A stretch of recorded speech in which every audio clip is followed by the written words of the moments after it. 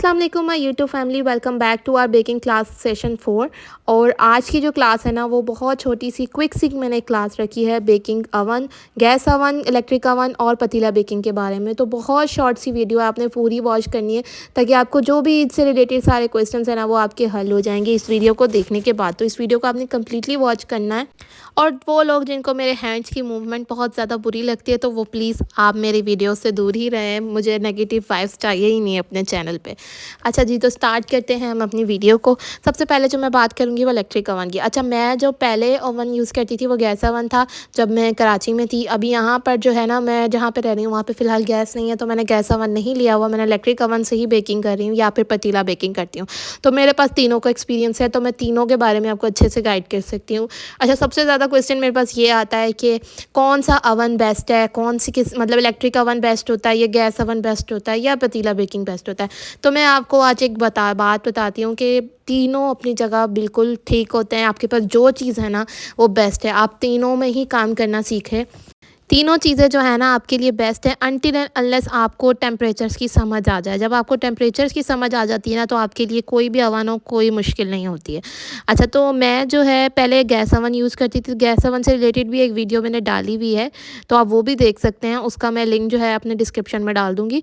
तो अभी फ़िलहाल मैं जो है सबसे पहले इलेक्ट्रिक ओवन से स्टार्ट कर रही हूँ क्योंकि अभी सामने मेरे वही है तो मैं सबसे पहले यही स्टार्ट करती हूँ। सबसे पहले मैं इसको आपको जो है अंदर से दिखा देती हूँ। ये मेरा छोटा सा ओवन है 20 लीटर का, और ये मैंने लिया था आई थिंक 21,000 का, मुझे अब सही से याद नहीं है क्योंकि टाइम हो गया अब इसको। तो मैंने यूज़ नहीं किया था वहाँ कराची में, तो अभी यहाँ भी यूज़ करना शुरू किया तो अभी इतना टाइम नहीं हुआ मुझे इसको यूज़ करते हुए, लेकिन मुझे टेम्परेचर्स की समझ आ गई है। तो यही होता है कि शुरू में आपको समझ नहीं आती। अच्छा, अब यहाँ पर जो है ना 2 रॉड्स दी हुई हैं, एक अपर रॉड और इसी तरह एक नीचे रॉड दी हुई है। जो पतली पतली आपको स्ट्रिंग्स नज़र आ रही है नीचे, ये रॉड्स हैं। 2 इसी तरह ऊपर होती हैं और 2 ही इसी तरह नीचे होती हैं। अच्छा, रैक जो है यहाँ 3 होते हैं और हमेशा बेकिंग आपने कोशिश करनी है आप मीडियम रैक में करें। हाँ, अगर आप एक साथ ज़्यादा चीज़ें बना रही तो तब आप ऊपर और मीडियम में रख लें। लोअर रॉड पे नीचे मतलब नीचे वाली जो रैक है ना उस पर ना ही रखें तो उससे जलने का बहुत ज़्यादा ख़तरा होता है। तो बस यही होता है कि ज़्यादा अगर आपने करना है ना तो वो मीडियम में ही करना है। मीडियम रैक जो है बेस्ट होता है जहाँ पे दोनों तरफ से आपको इक्वली जो है हीट डिस्ट्रीब्यूट हो रही होती है जो भी चीज़ आप बना रहे हैं, तो वो बेस्ट होता है। अच्छा, अब एक ओवन में ये देखें इस तरह एक नॉन स्टिक ट्रे आती है और एक इस तरह से ट्रे आती है, ठीक है।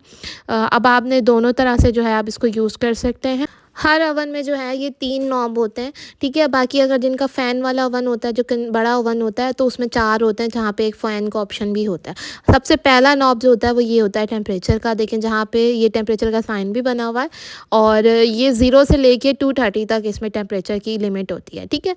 तो सबसे पहले जो आपने सेट करना होता है, पहले आपने प्लग इन करना है ओवन, उसके बाद आपने सबसे पहले जो सेट करना होता है वो है टेम्परेचर। सबसे पहले तो प्री हीट कर दें, तो प्री हीट के लिए भी जो भी आपने टेम्परेचर यूज़ करना है, फॉर सपोज़ मोस्टली जो हम यूज़ करते हैं 180 यूज़ करते हैं प्री हीट के लिए, 180 कर दिया मैंने, ठीक है। अब दूसरा जो हमारा ऑप्शन होता है ना वो होता है, दूसरा जो बर्नर होता है वो होता है कि हमने कौन सा बर्नर ऑन करना है, लोअर रॉड ऑन करनी है या अपर रॉड ऑन करनी है या दोनों ऑन करनी है। हर ओवन में ये ऑप्शन होता है। देखें, एक अपर रॉड का एक लोअर रॉड का, ये तीसरा ऑप्शन होता है कि आपने दोनों एक साथ यूज़ करनी है, और चौथी ग्रिल की ऑप्शन होती है जो कि यूज़ नहीं होती है मोस्टली, ठीक है। हमें ग्रिल की नहीं करनी, हमारे लिए बेकिंग का हम काम करें तो अभी फ़िलहाल हम इन 3 रॉड्स की बात करेंगे। अब प्री हीट करने के लिए हम सिर्फ लोअर रॉड ही यूज़ करते हैं हमेशा, ठीक है। अपर रॉड जो है हमारी बहुत कम यूज़ होती है सिर्फ कलर्स देने के लिए, जैसे टी केक हो गया, पिज़्ज़ा हो गया या बिस्किट्स हो गए, उनमें हम एंड में जो है अपर रॉड यूज़ करते हैं। जब बिल्कुल एंड में बिल्कुल जब बेक होने वाला होता है ना 5 मिनट के लिए हम या फिर इसको लगाते हैं अपर रॉड को ताकि ऊपर कलर आ जाए, बस उसका इसका इतना ही फंक्शन होता है। बेकिंग जो होनी होती है ना वो सारी लोअर रॉड से ही होती है। ठीक हो गया, यहाँ तक पॉइंट्स आई थिंक क्लियर हो गए होंगे।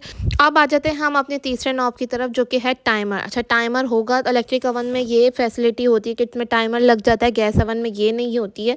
तो इसमें ये बड़ा फ़ायदा होता है कि आप टाइमर लगा के अपने दूसरे काम आराम से कर सकते हो। जैसे ही टाइमर पूरा हो जाएगा, जो टाइम आपने सेट किया है वो उसके बाद ओवन बंद हो जाता है। तो ये बड़ी अच्छी चीज़ होती है इलेक्ट्रिक ओवन में, ठीक है।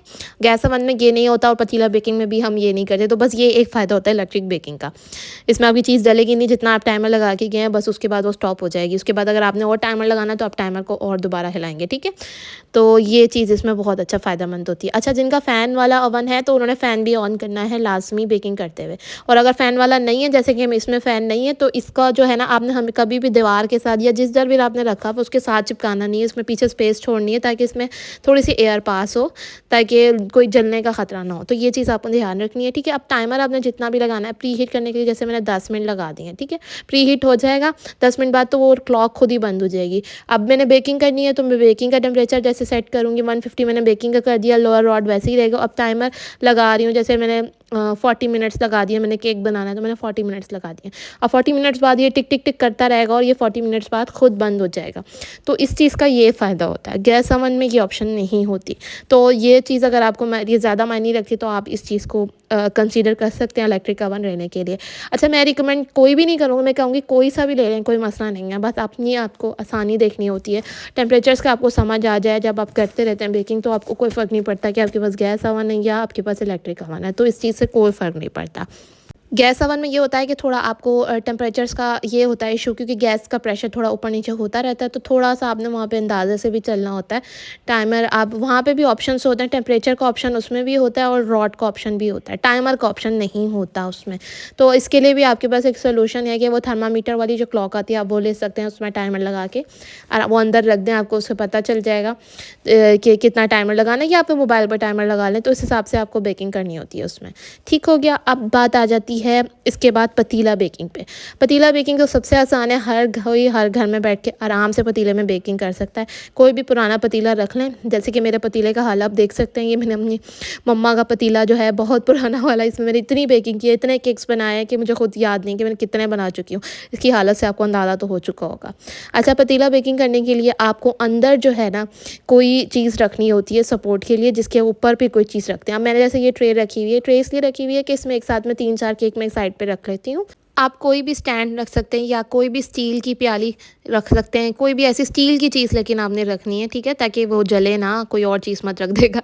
या फिर आप इस तरह का स्टैंड यूज़ कर सकते हैं। ठीक है, स्टैंड रख के आप इसको जो है ऊपर से कवर करना होता है आपको पतीले को अच्छे से। इसका भी सेम मेथड होता है, इसको भी प्री हीट करना होता है 10 मिनट 15 मिनट।